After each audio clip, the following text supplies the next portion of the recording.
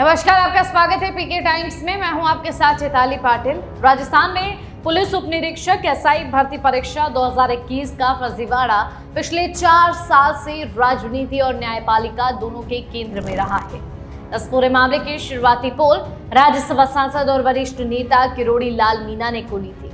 उन्होंने न केवल फर्जी अभ्यर्थियों का डेटा उजागर किया, बल्कि यह भी बताया कि किसने पेपर लीक किया और किस किस तक उसकी सप्लाई हुई। उन्होंने पेपर लीक गैंग के नाम लेकर खुलासे किए। बावजूद इसके तत्कालीन सरकार ने भर्ती रद्द करने की बजाय जांच एसओजी को सौंपी थी। एसओजी में एडीजी वीके सिंह ने मीणा द्वारा दिए गए कागजों से कड़ी जोड़ते हुए गिरफ्तारियां शुरू की। तभी से यह साफ होते चला गया कि भर्ती में बड़े पैमाने पर गड़बड़ी हुई है।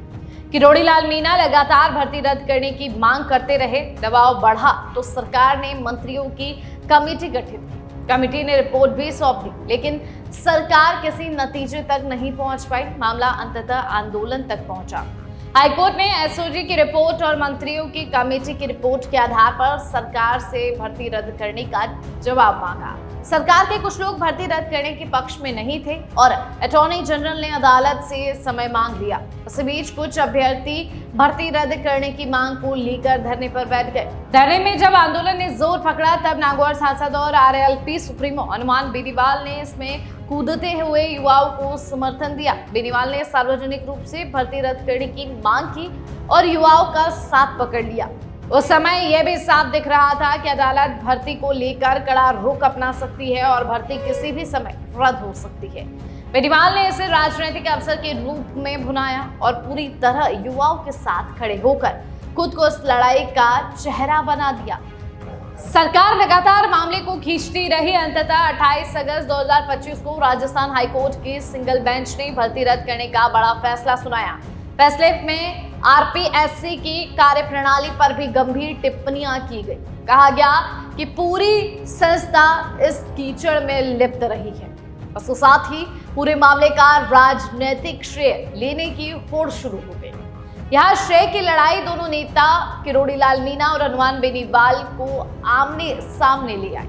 कभी सहयोगी और मित्र माने जाने वाले दोनों नेता टीवी डिबेट में भिड़ गए। आरोप प्रत्यारोप का दौर चला और दोनों ने एक दूसरे की कई पुरानी पोल खोलनी शुरू कर दी। सबसे सनसनीखेज आरोप तब सामने आया जब किरोड़ी लाल मीणा ने राज्यसभा चुनाव में पैसे लेकर वोट देने का आरोप बेनीवाल पर जड़ दिया। उसके जवाब में बेनीवाल ने भी मीणा पर अवैध रेत खनन और अन्य घोटालों में संलिप्त होने का आरोप लगाया। दरअसल दोनों नेताओं में कई समानताएं हैं। दोनों ही अपनी साफ सपाट शैली और आक्रामक राजनीति के लिए जाने जाते हैं। दोनों ने जनता के मुद्दों पर आंदोलन खड़े किए और सत्ता से टकराने का साहस दिखाया, मगर दोनों के तरीके अलग रहे। किरोड़ी लाल मीणा सिस्टम के भीतर रहते हुए दस्तावेज और आंकड़े उजागर कर दबाव बनाते रहे, जबकि हनुमान बेनीवाल ने सड़क से लेकर सदन तक युवाओं को लामबंद कर आंदोलन का चेहरा बनने का रास्ता चुना। ये समानता और असमानता दोनों की दोस्ती और अब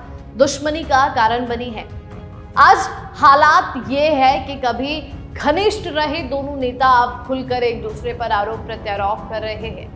टीवी बहस में जो शुरुआत हुई वह आने वाले दिनों में और भी तेज हो सकती है। राजनीतिक पंडित मानते हैं कि जब दो पुराने मित्र एक दूसरे के खिलाफ खुलकर मोर्चा खोलते हैं तो सबसे ज्यादा खुलासे और कीचड़ उछलना तय होता है। इसलिए एसआई भर्ती घोटाला का असर सिर्फ युवाओं के भविष्य तक सीमित नहीं रहा, बल्कि इसने राजस्थान की राजनीति में नए समीकरण और नई दुश्मनियां भी गड़ा दी है। देखने वाली बात है कि समय आखिर क्या दिखाता है। आप बने रहिए पीके टाइम्स के साथ। नमस्कार। मरुधरा से खुद को जोड़ने के लिए सब्सक्राइब करें और बने रहें पीके टाइम्स के साथ।